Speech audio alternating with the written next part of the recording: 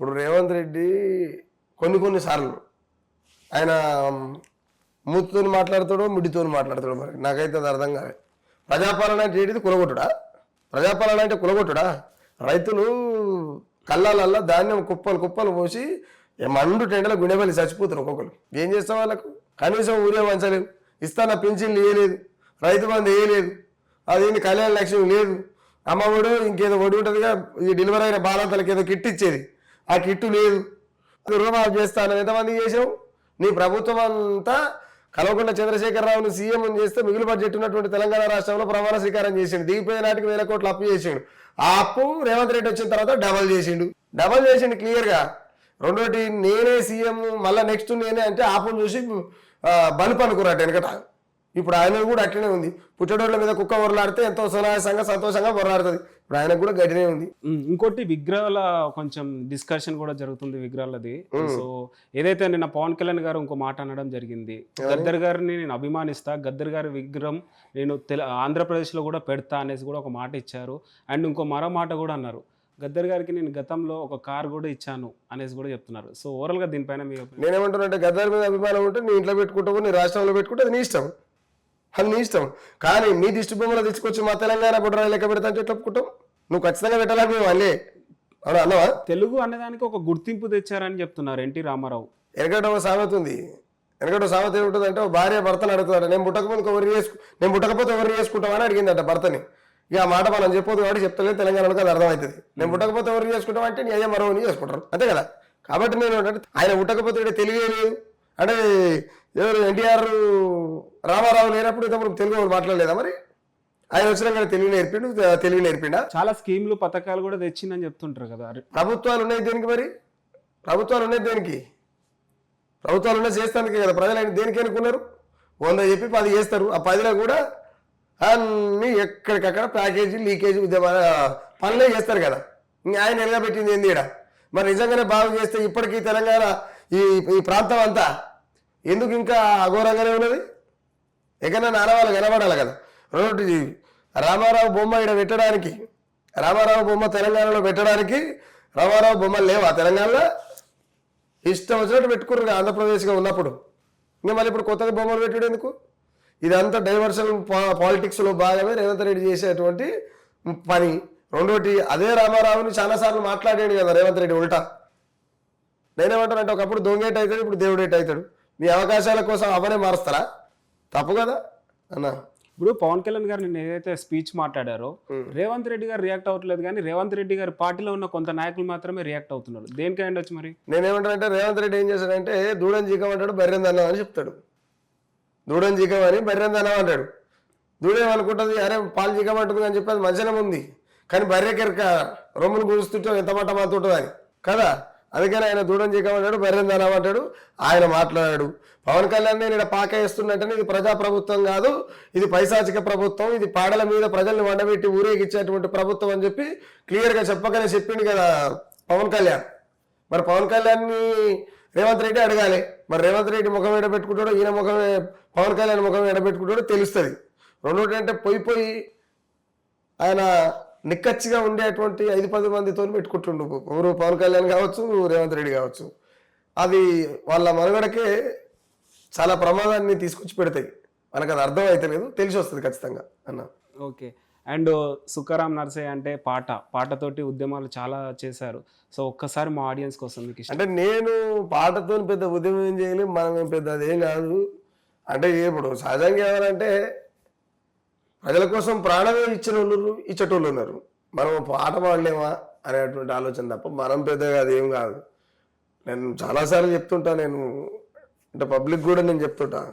Next ఇప్పుడు మీ ఛానల్కి వెళ్ళి ఒక పాట చేసేది, అసలు తెలంగాణ ఎందుకు తెచ్చుకుర్రు హింసంగా పైన సాంగ్ ఉంది. ఇప్పుడు దుఃఖం తీరిందని దుందాం వదిలేస్తిరి, దుఃఖం తీరిందని దుందాం వదిలేస్తిరి, దొంగలెళ్ళిపోయినారని దరువు బంధు పెడితిరి, ఎవనికి తీరింది బాధ, ఎవనికి వచ్చింది స్వేచ్ఛ, పవరు ఎవని లవరయింది, ఎవని మూతి నాకుతుంది, తెలంగాణము అంటే రాష్ట్రము కాదు, 4.5 కోట్ల జనము రగిలే నేడు. నెక్స్ట్ ఈ పాట చేస్తున్నాం, వీడికెళ్ళి సక్క స్టూడియోకి పోవాలి. నైస్ అన్న, సూపర్. అండ్ మీ ఉమ్మడి నల్లగొండలోనే మావోయిస్టులు చాలా మంది చనిపోయారు. ఆపరేషన్ కగార్ మీద మీ ఒపీనియన్ ఏంటన్నా? ఆపరేషన్ కగార్ అనేది ఒక క్రూరత్వం అయింది. పచ్చ నెత్తురు దాగే పైశాచిక పాలన అనేటువంటి మోడీ అమిత్ షా గారి నాయకత్వంలో జరిగినటువంటి మారణ హోమం ఆపరేషన్ కగార్ అన్న. ఇంకోటి ఏమనంటే, ప్రజల పక్షాన నిలబడి మాట్లాడేది నువ్వైనా నేనైనా అడవిలో ఉన్నటువంటి అన్నలైనా, అంటే మనం వాళ్ళకి పోల్చుకుంటలేము. ప్రజల పక్షాన నిలబడి మాట్లాడితే ఏ రాజ్యమైనా ఆ రాజ్యానికి నచ్చదు. ప్రజల కోసం మాట్లాడితే, ముఖ్యంగా ఇంకోటి ఏంటంటే, కులం ఉండొద్దు మతం ఉండొద్దు అంటే బీజేపీకి నచ్చదు. ఎందుకంటే అది కులం మతంతోనే రాజకీయాలు చేస్తుంటది. రాముడో దేవుడో నీకిదేమి బాధరు, రాజకీయ రొంపిలోకి నిన్నే లాగారు రో, రాముడో దేవుడో నీకిదేమి కర్మరో.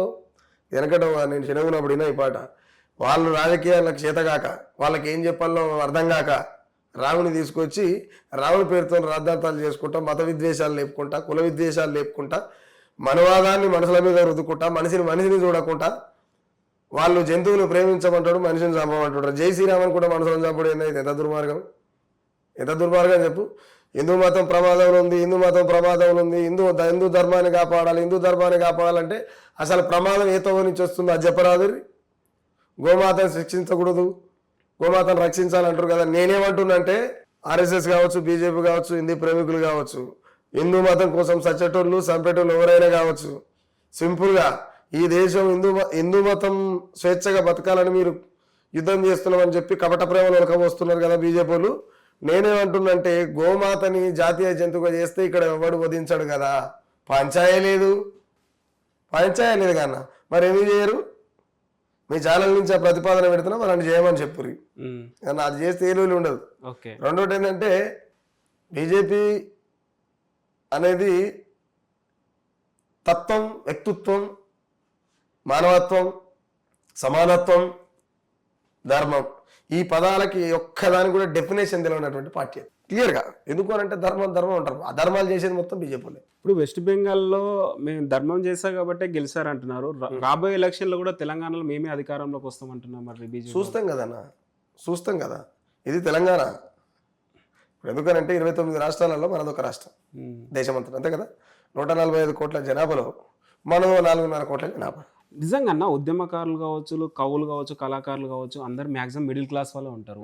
ఈ మధ్య కాలంలో చూసుకున్నట్టయితే పెట్రోల్ రేట్లు, డీజిల్ రేటు, ఆయిల్ రేటు, బంగారు రేటు ఇవి తగ్గించాలి అనేసి కూడా మన మోదీ గారు చెప్పారు.